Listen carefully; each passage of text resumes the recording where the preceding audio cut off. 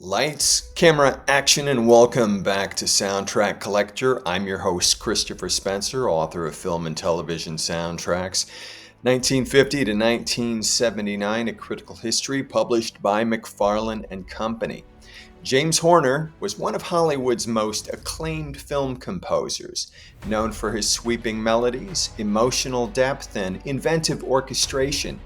Over a career spanning more than 3 decades and over 100 scores, he created some of cinema's most memorable music, including Titanic, Braveheart, Apollo 13, and Field of Dreams, among many others. Horner's style combined lyrical themes with rich symphonic textures, often incorporating unconventional instruments and ethnic influences, and wordless vocals.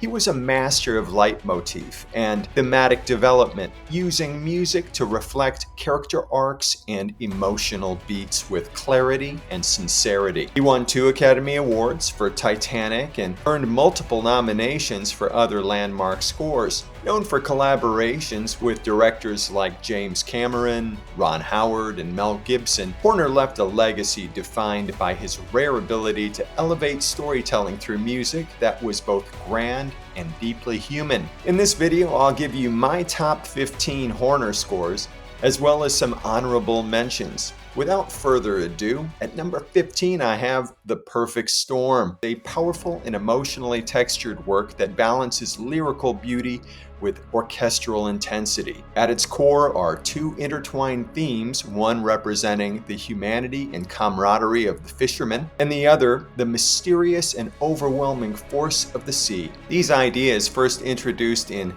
Coming Home from the Sea, recur throughout the score, often in counterpoint, dramatizing the film's central conflict between man and nature. Horner's orchestration is both muscular and innovative.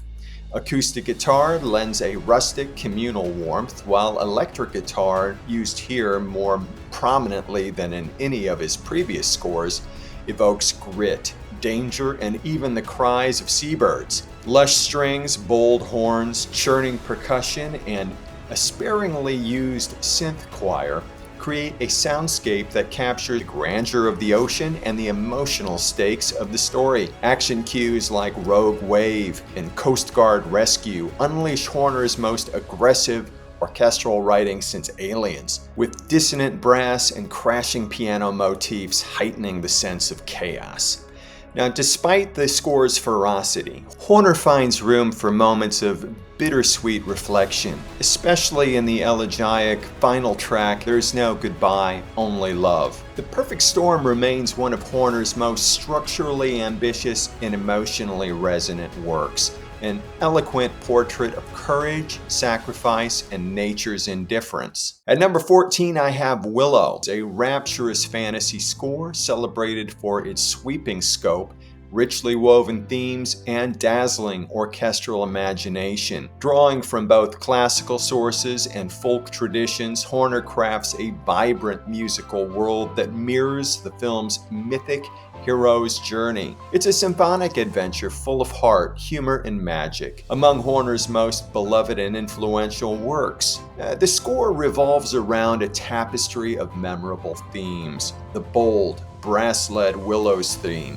adapted from Schumann's Rhenish Symphony, the tender, folk-derived Elora Danan theme, and Horner's trademark 4-note danger motif for Queen Bavmorda and her dark magic.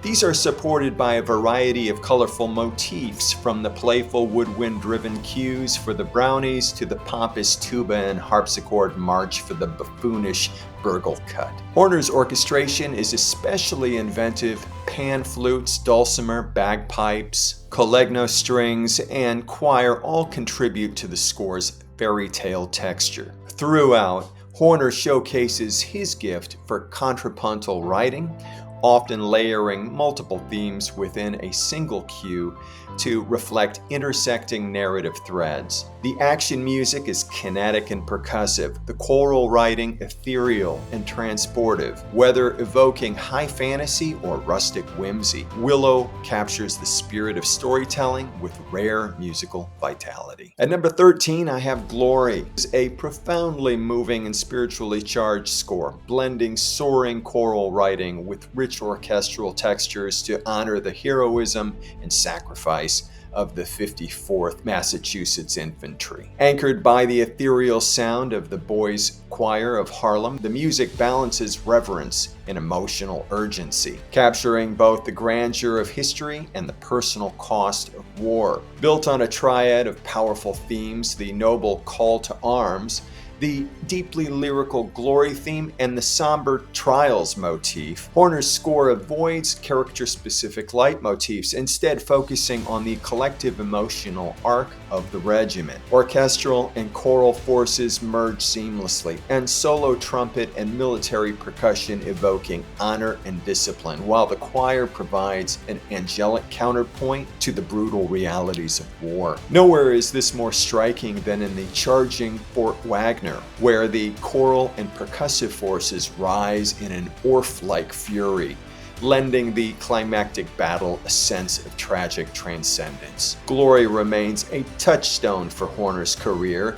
a rare example of film music that elevates its subject to the level of sacred reflection. Its themes of courage, sacrifice, and hope resound long after the final credits roll, making it not just a memorable score, but a memorial in music. At number 12, I have The Rocketeer, a soaring tribute to the golden age of adventure films, and one of the most jubilant melodic scores of his career. Rooted in classic Hollywood style, Horner crafts a richly thematic and orchestral soundscape that captures the film's blend of heroism, romance, and 1930s nostalgia. The main theme, an expansive, uplifting melody, is one of his most beloved, conjuring the thrill of flight with sweeping strings, bold brass, and shimmering piano. The score is anchored by a trio of strong themes: Cliff's heroic rocketeer motif, Jenny's tender love theme, and Neville Sinclair's sly, villainous motif. These are woven into a dynamic orchestration full of character, flamboyant action cues, period-flavored interludes, and Americana tinged with textures that evoke the era. Horner layers his melodies with counterpoint and clever variation,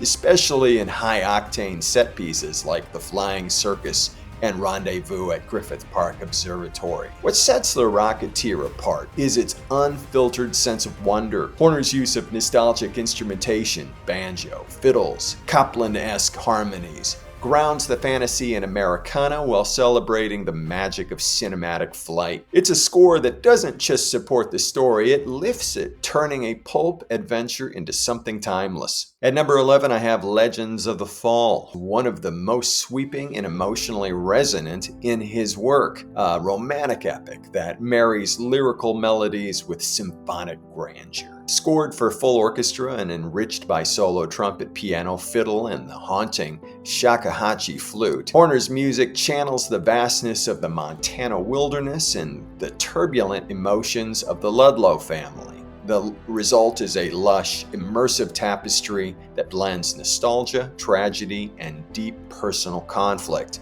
At its heart are 5 major themes: the noble main theme, often led by solo trumpet, the warm Americana-tinged Ludlow theme, the tender Samuels theme, Twilight and Mist, the brooding Tristan's theme, underscored by ethnic instrumentation, and a yearning love theme that recurs throughout. Horner's use of leitmotif is masterful, allowing these themes to evolve and interweave as the story progresses. The final cue, Alfred, Tristan, the Colonel, and the Legend, is a powerful summation, melding every theme into a rapturous emotional crescendo. What makes Legends of the Fall endure is its ability to convey both intimate emotion and epic scope with equal force. Horner's score doesn't merely support the film, it elevates it, transforming its familial saga into a mythic experience. It remains one of his most beloved and accomplished works.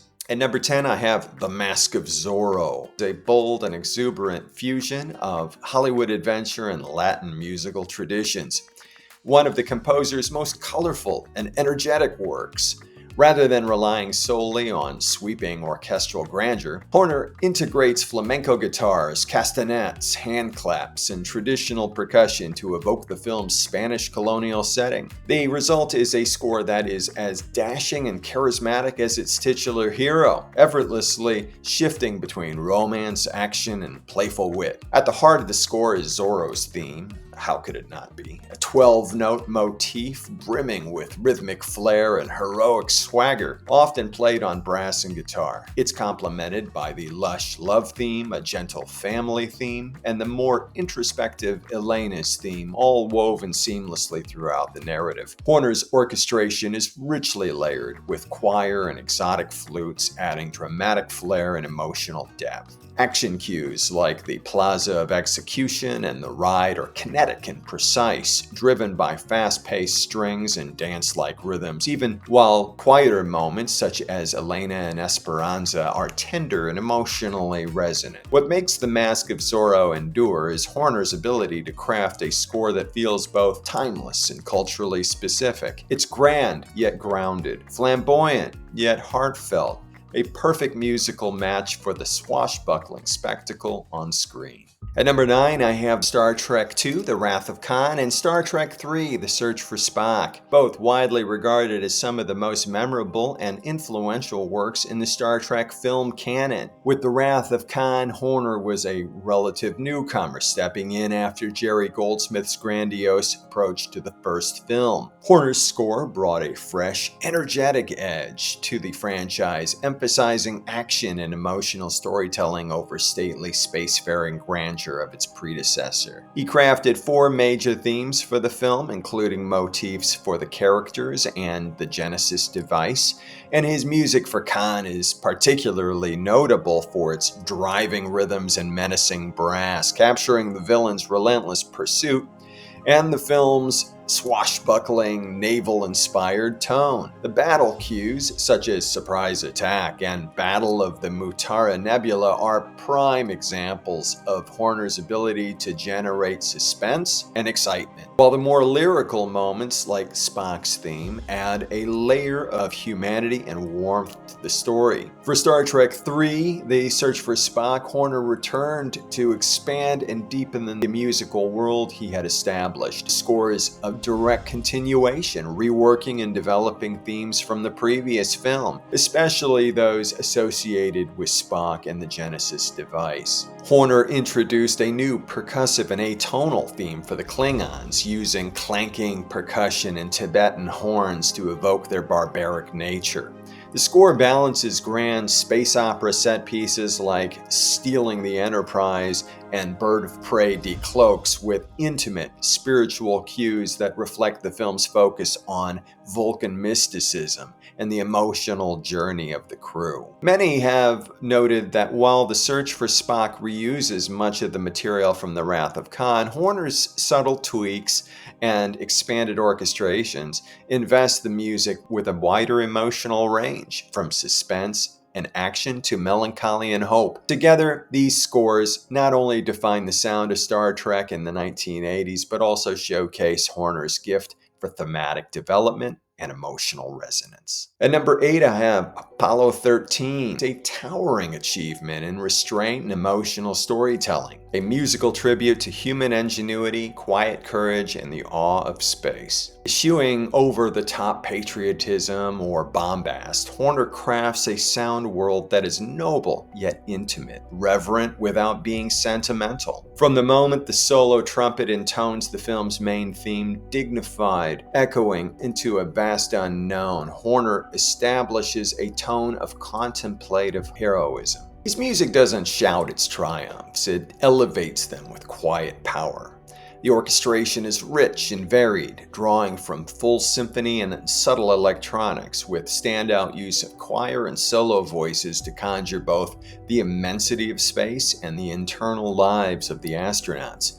Annie Lennox's haunting vocals and Horner's signature layering of themes lend an otherworldly atmosphere to cues like the dark side of the moon. Meanwhile, tension tracks such as Master Alarm pulse with urgency through driving percussion and anxious strings, creating a visceral sense of crisis. Yet Horner's gift lies in contrast, the ethereal serenity of space against the mechanical dread of failure, and grandeur of flight against the emotional pull of home. When the music finally soars to the film's closing moments, re-entry and splashdown, it's a cathartic, almost sacred release. Horner's score doesn't just accompany Apollo 13, it contemplates it, turning a tale of technical precision into an enduring human story. At number 7, I have Field of Dreams. Is a luminous departure from the grand orchestral tradition of sports films, rather than leaning into patriotic bombast or overt nostalgia. Horner composed a hushed, ethereal soundscape that gently blurs the lines between the earthly and the otherworldly. In keeping with the director's request for a quiet, kind of ghostly tone, Horner built the music from shimmering synthesizers, sparse piano, panpipes, and atmospheric woodwinds, each element chosen to evoke mystery, longing, and the magic that quietly pulses beneath the Iowa cornfields. The result is a score of uncommon restraint and emotional depth, where silence is as meaningful as melody. The score's thematic architecture is equally refined. Horner's main themes, such as the wistful Irish theme, representing Ray's journey and his bond with his father, and the haunting timeless call, signaling moments of supernatural wonder, are not imposed on the narrative, but rather seem to rise organically from it. They evolve subtly throughout the film, with motifs like the eerie cornfield voice expressed through trilling panpipes and airy synths. And when full orchestra finally blossoms in the climactic finale, it feels not like a crescendo, but a catharsis, earned, transcendent, and heartbreakingly beautiful. In Field of Dreams, Horner didn't just write a score, he gave the film its soul. Number 6, I have Aliens. When James Cameron needed music for his sci-fi action horror sequel to the original Alien, Horner delivered something radically different from his typical romantic style, a modernistic, experimental soundtrack that revolutionized how action and horror films would sound for decades. Despite having less than 2 weeks to compose and record the entire score due to post-production delays, Horner created something truly groundbreaking. What makes the Alien score so distinctive is its aggressive dissonance and innovative orchestration. Rather than relying on traditional melodic themes, Horner focused on creating immediate, visceral impact with the London Symphony Orchestra. Listen for his unconventional string techniques, driving percussive patterns, and those iconic brass stingers that perfectly captured the terror of the xenomorphs. Though not theme-heavy, Horner does weave in recurring motifs, a gentle string theme for Ripley's humanity, militaristic brass for the colonial marines, and abstract textures for the alien threat. The result is a perfect sonic representation of claustrophobia, tension, and relentless action that earned Horner an Academy Award nomination and cemented his versatility as a composer who could excel far beyond his romantic comfort zone. At number 5, I have A Beautiful Mind, one of his most intellectually fascinating scores, perfectly capturing the brilliant yet troubled mind of mathematician John Nash. What makes this soundtrack truly innovative is its unique orchestration. Horner placed 5 grand pianos around a 99-piece orchestra to create intricate kaleidoscopic patterns that mirror Nash's rapid, non-linear thinking. He described this technique as creating patterns with the notes moving very, very, very fast, producing a musical representation of genius that's both mathematical and emotionally affecting. The score's emotional center is enhanced by Charlotte Church's wordless soprano vocals, chosen specifically for her voice's ethereal, ambiguous quality, neither fully child nor adult. Listen for how Horner balances the genius theme of interlocking pianos with the warm lyrical love theme for Nash and his wife Alicia, while darker motifs with brooding cellos and dissonant harmonies represent Nash's descent into delusion. It's this musical balancing act between brilliance and madness, between mathematical precision and emotional depth, that makes Horner's work here so remarkably effective at bringing us inside the beautiful mind of John Nash. At number 4, I have An American Tail. For the animated classic, Horner crafted what might be his most emotionally affecting score for a family film, drawing inspiration from Russian composers like Tchaikovsky and Prokofiev. He created a rich musical tapestry that beautifully captures the immigrant experience through the journey of the Mouskowitz family. What makes this score special is how Horner blends full orchestral writing with authentic folk instrumentation. Listen for the balalaika, accordion, and solo violin that represent Papa Mouskowitz's old world roots. The score revolves around several memorable themes, as a Russian immigrant theme that grounds the family's heritage, a warm family theme that embodies hope, and of course the beloved Somewhere Out There, which became a pop hit. But Horner doesn't stop there. He creates distinct musical identities for different characters and cultures in the film. From the menacing brass motifs for the Cats to the ragtime for Warner T-Rat, this multicultural approach perfectly mirrors America's melting pot and elevates what could have been a simple cartoon into a moving, universal story about family, hope, and finding your place in the new world. At number 3, I have Braveheart, one of the most emotionally stirring film scores of the 1990s. What makes this soundtrack so powerful is how it weaves Celtic musical traditions into the symphonic framework, using modal harmony to evoke both heroism and heartbreak. Though some purists noted his blending of Irish instruments like ukulele and pipes with Scottish themes, this cultural fusion ultimately served the emotional heart of the story perfectly. The score revolves around 3 unforgettable themes that have since become iconic. The noble, mournful Wallace theme, often carried by pipes or flute, the achingly beautiful love theme for the love of a princess that's become a concert favorite, and the stirring freedom theme that accompanies the film's most rousing moments. Never take away our freedom, right?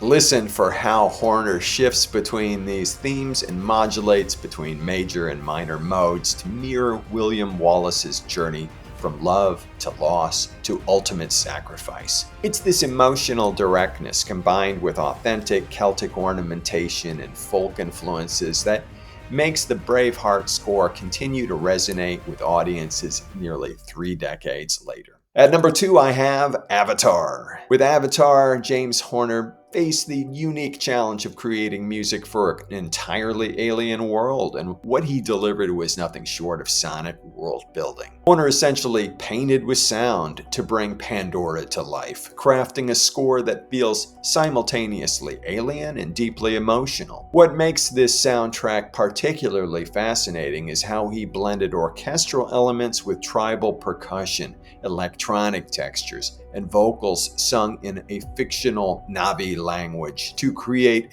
an authentic sense of place and culture. The score's backbone is its distinct themes, particularly the lyrical main theme that eventually became the end credits song, I See You. But what really sets it apart is the Na'vi motif with its modal melodies and choral textures that give the indigenous people their musical identity. Listen for how Horner shifts between the ethereal, spiritual passages during scenes of Pandora's beauty to his signature danger motifs and more aggressive martial themes during conflict. This seamless integration of invented language, electronic soundscapes, and traditional orchestration established a new benchmark for how film music could help create and define entirely new worlds. Now, before we get to number 1, I have some honorable mentions. Land Before Time, a standout achievement in animated film music, symphonic, emotionally rich, and thematically sophisticated.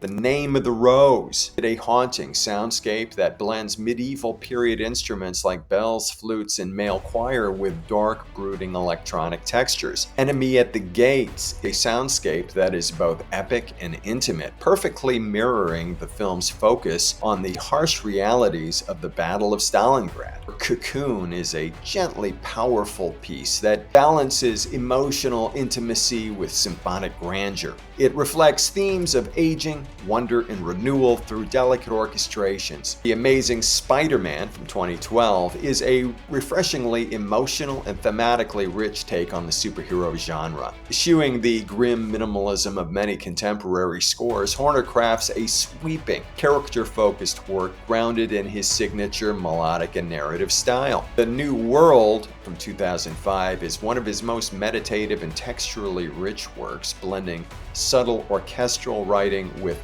natural soundscapes to mirror the film's poetic philosophical tone. Number one is, of course, Titanic. How could it not be? When we talk about film scores that truly captured the hearts of audiences worldwide, Horner's work on Titanic stands in a class of its own. What makes this score so special is how Horner deliberately chose simplicity over complexity to create something emotionally direct and universally appealing. James Cameron didn't want a typical heavy orchestral sound you'd expect from a period drama. Instead, Horner crafted something more modern and ethereal that could simultaneously convey the ship's majesty and the intimate love story at the film's core. The genius of Horner's approach lies in his unique orchestration. He blended traditional symphonic elements with electronic components and ethnic instruments, particularly Irish ones that reflected the ship's diverse passenger list. Listen for the Irish flute in pieces like An Irish Party in Third Class that add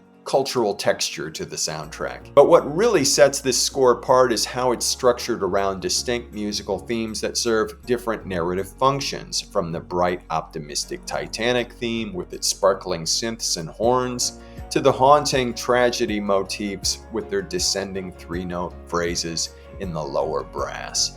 And of course, there's the immortal love theme that became My Heart Will Go On, initially introduced instrumentally before Celine Dion's vocals made it a cultural phenomenon. Horner's ability to balance epic scale with personal emotion created not just a soundtrack, but a musical experience that continues to resonate with audiences decades later. That's my top 15 plus a few more. Did I miss any of your favorites? Be sure to leave a comment, share, subscribe, ring the bell for notifications. Until next time, keep collecting and keep listening to great film music.